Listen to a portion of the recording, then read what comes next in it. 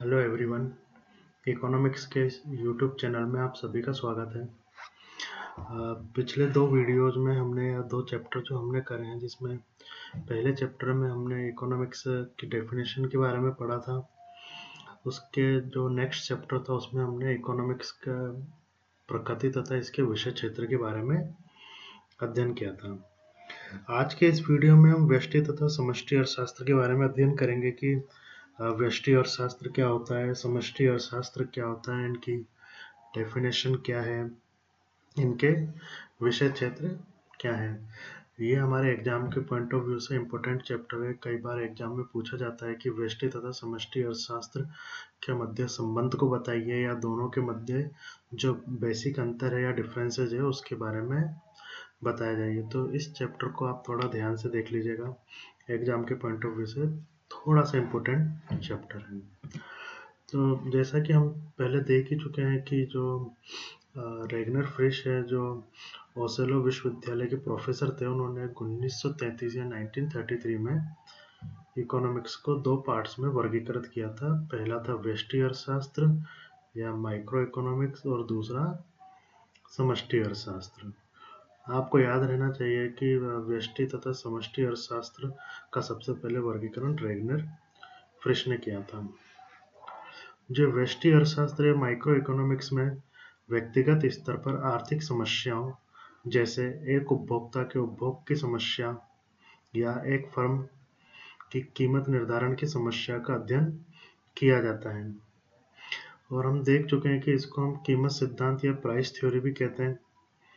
जबकि समष्टि अर्थशास्त्र या मैक्रो इकोनॉमिक्स में हम सामूहिक स्तर पर आर्थिक समस्याओं, जैसे संपूर्ण अर्थव्यवस्था में कुल उपभोग, सामान्य कीमत स्तर, कुल रोजगार, राष्ट्रीय आय आदि का अध्ययन करते हैं। और ये भी हम पहले देख चुके हैं कि जो मैक्रो इकोनॉमिक्स या समष्टि अर्थशास्त्र है, इसे आय तथा रोजगार का सिद्धांत भी कहा जाता है, theory of income and employment.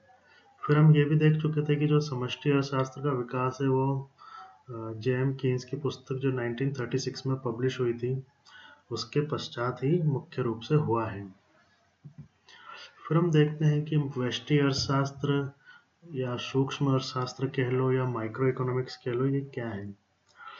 तो ये जो माइक्रो है ये इंग्लिश भाषा का शब्द है, और जो माइक्रो शब्द है ये एक ग्रीक भाषा का मैक्रोस शब्द से लिया गया है, जिसका अर्थ होता है छोटा या लघु।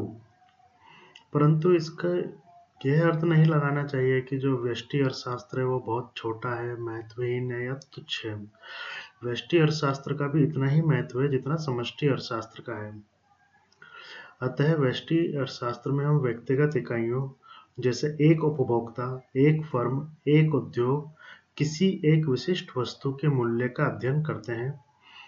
व्यष्टि अर्थशास्त्र में हम समूहों का भी अध्ययन करते हैं, जैसे एक बाजार मांग वक्र।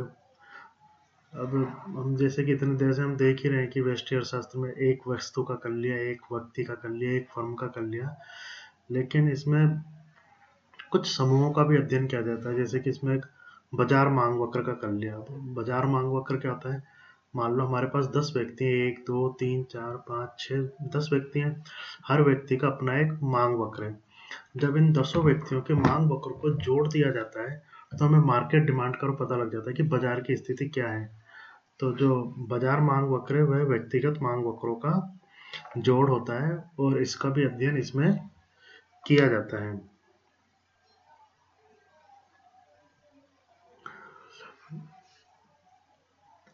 लेकिन इसके अंतर्गत हम क्या है, राष्ट्रीय स्तर पर या अंतर्राष्ट्रीय स्तर पर या बहुत बड़े समूह का इसमें हम अध्ययन नहीं करते हैं।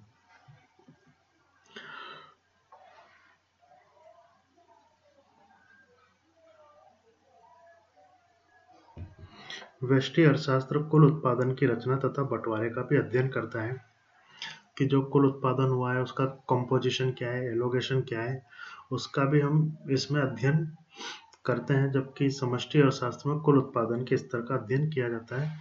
ये आप डिफरेंस याद कर लीजिएगा कि व्यष्टि अर्थशास्त्र में उत्पादन की रचना तथा बंटवारे का अध्ययन करते हैं, हम पहले वाले वीडियोज में देख चुके हैं। जबकि समष्टि अर्थशास्त्र में कुल उत्पादन के स्तर का अध्ययन किया जाता है।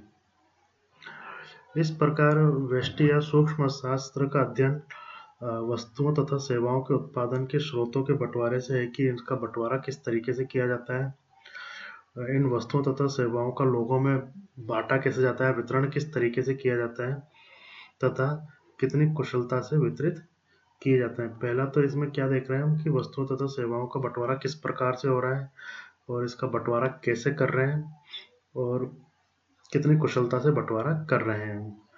इस प्रकार व्यष्टि अर्थशास्त्र कीमत सिद्धांत का अध्ययन है। एक विशेष वस्तु, मान लो गेहूं या कपड़ा, इसमें देखते हैं कि इसकी कीमत का निर्धारण किस तरीके से हो रहा है तथा कितनी कुशलता के साथ विभिन्न रिसोर्सेस के माध्यम से व्यक्तिगत उपभोक्ताओं तथा उत्पादकों में किया जा रहा है। तो आज के इस वीडियो में हमने देखा कि जो इकोनॉमिक्स है उसको रेगनर फ्रिश ने 2 पार्ट्स में डिवाइड करा 1933 में, व्यष्टि अर्थशास्त्र तथा समष्टि अर्थशास्त्र।